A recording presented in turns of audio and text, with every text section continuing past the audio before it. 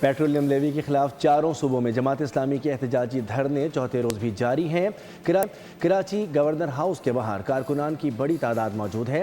وہاں کیا صورتحال ہے، جانتے ہیں نمائندہ بول نیوز سعد گجر سے۔ جی سعد، اپڈیٹ کیجیے۔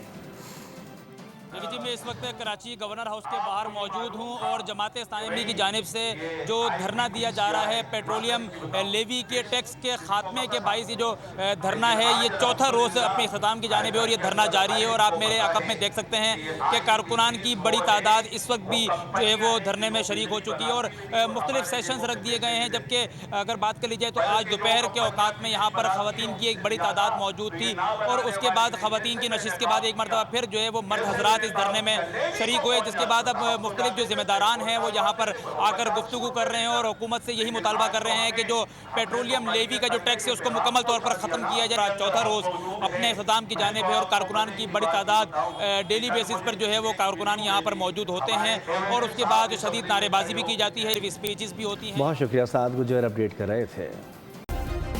سبسکرائب کریں اور بیل دبائیں تاکہ کوئی خبر رہ نہ جائے۔